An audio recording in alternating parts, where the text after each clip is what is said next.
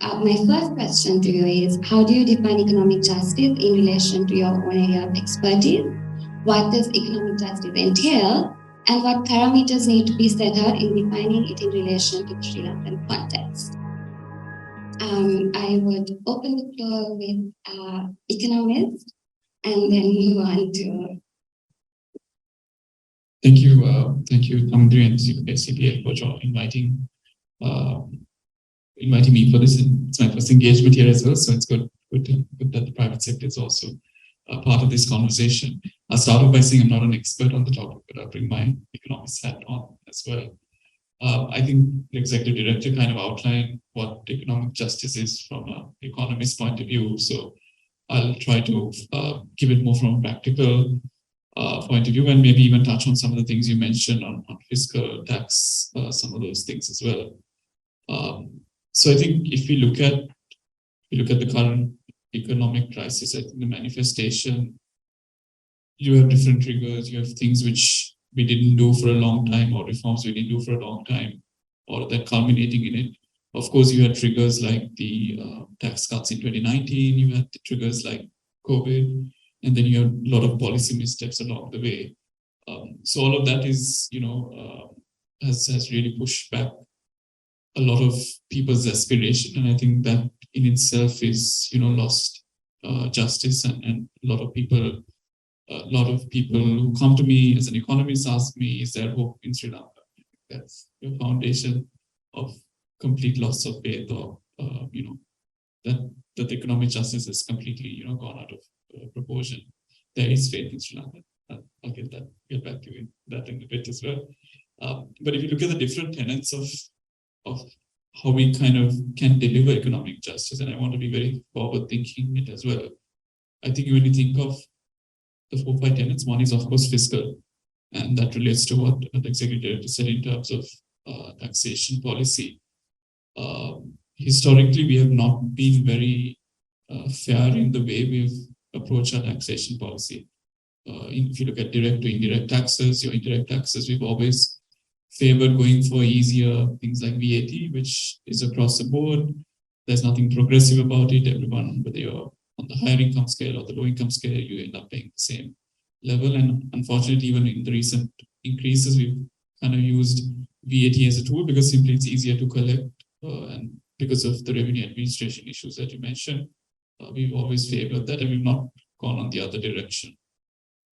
And then you have the other spectrum of it when you try to introduce these reforms and try to introduce taxation to those who actually owe it, especially those who probably benefited from taxpayers' money through their education from grade 1 to 13, then they're they're undergraduate, all that from good taxpayer money, from tax money that most of the taxpayers pay. Then you should come to a point where you actually pay what's due, regardless of profession. And I think that's the justice I see, which is everyone has a view of corruption, everyone has a view on, oh, government is spending too much. But when it comes to yourself, it's tax everyone but me attitude, which I think is completely wrong. And if you speak to a lot of people like Shamli Kure and the others who are trying to help us at this point in time, you can't demand accountability, you can't demand expenditure cuts by having only 67,000 income tax files in Sri Lanka, which is what we had at the end of 2021. Probably it has gone to maybe 100,000 by the end of 22. When you have an overall employed population of 8 million, remove 4 million of it, because 4 million is probably the formal population. You can't demand that unless you're part of the system that is paying taxes. And I think that's the crucial part which we need to deliver in these reforms. So if you look at 2019 for the tax cuts, you had about 1.2 million tax files out of maybe the 4 million at that point. So you had some level of tax base at that point, still not enough. If you equate what a proxy should be, you can look at, we all now have got so used to QR codes, we're using vehicles, but the best part of it is how many people have vehicles. 6 million people have vehicles, you remove the motorcycles, you remove the trishaws, you remove maybe a certain part where some people have maybe 2 or 3 vehicles, you would arrive at about 3.5 to 4 million people who can afford a vehicle. Affording a vehicle means you go to a bank or you're financing out of your own equity. Going to a bank means you have to show some level of income. It has to be a decent level of income because the bank doesn't give you 100%, they'll give you 60 to 70%. So there is that base. It's just that base is not getting connected. And a lot of that goes out of the system. Or if you're in the system, you know how to game the system. And a lot of the professions you mentioned, I'm not going to say those professions, but everyone in this room who's nodding their head knows it. And has seen it probably when they've gone for these consultations. They have to be part of the system. And it's unfortunate that they're the ones on the street griping when it's tax everyone but me policy. So I think that's the shift we need to see, because if we can have at least 2 million, 3 million taxpayers, then we can hold everyone accountable. Then we can hold our politicians accountable. We can hold our officials accountable because you have the power. Right now with 100,000 taxpayers, and 100,000 also is a duplicate number because you have people like me who pay, and I also file a tax return. For no godly reason, I have to file a tax return as well, even though I pay.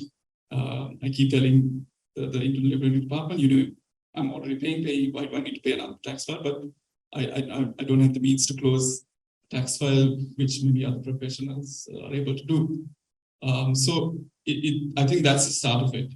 Then we take something like state-owned enterprise reform, which is something politically which has always been challenging. We've always pushed back. I mean, the current president, when he was prime minister 20 years ago, one of the key things he tried to do was limit the public number of people working in the public sector.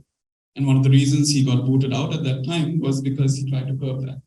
20 years later, he's trying to do the same thing, which is, you can imagine how delayed we are on this reform.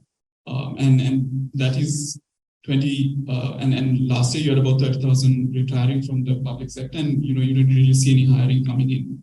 But across the board, if you look at SOE reform, when we think of SOEs, we think of Sri Lanka Electricity Board, we think of CPC, we think of Sri Lankan Airlines. But there is a multitude. You have about 500 state-owned institutions. A lot of them are sometimes regulatory, sometimes government. But you have about 130 commercial SOEs.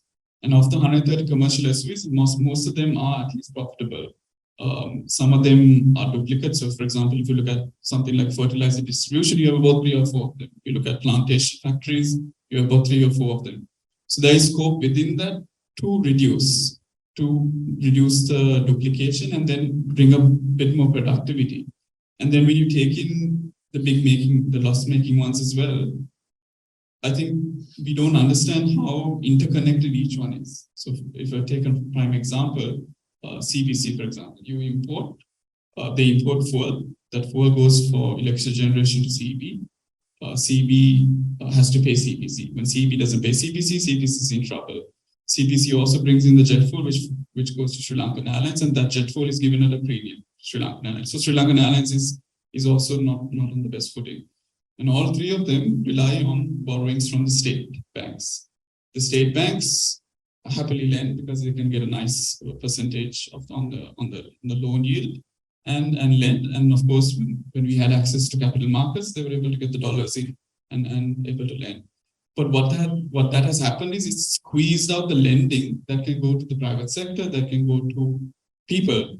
And because the entire credit is got crunched onto this. And when we had the economic crisis last year, the state spending or the state bailout of these SOEs came to the private sector banks, whose main shareholders are the depositors that come to them as well. So I think there needs to be greater understanding of why we need to do these reforms because of how interconnected it is. And I think the reason we've gone to the IMF 16 times is we've always done the macro stabilization part of the IMF program, but we've not done the other reform part. But we've been very happy to stabilize the economy, let the currency go, let interest rates adjust, do a little few things here that the IMF wants, and we'll roll on to the next program.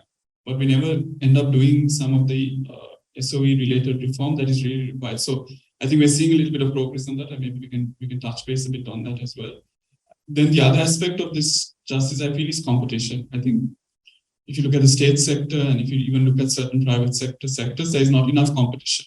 So you have a lot of inefficiencies, you have rent seekers, so on and so forth. So I think there in itself, because of all these inefficiencies, who loses? It's the consumer. The consumers end up paying higher these things. You have higher tariffs, which because of our trade policy, we have a very distorted trade tariff policy, which we're now trying to somehow streamline as well. So at the end of the day, the consumer is the one that loses out as well. And the other side of it is I think the institutional reforms that are required to deliver the economic justice or the economic programs that the people require. And I think that's where I think regardless of who we elect or who we have, or if you have a visionary leader, a president with a vision, you lack the runners. You lack the runners. And what I mean by the runners is the institutions. You lack people, the bureaucratic people, the ones at a secretary level or the heads of an institution to be able to take a particular reform and execute it.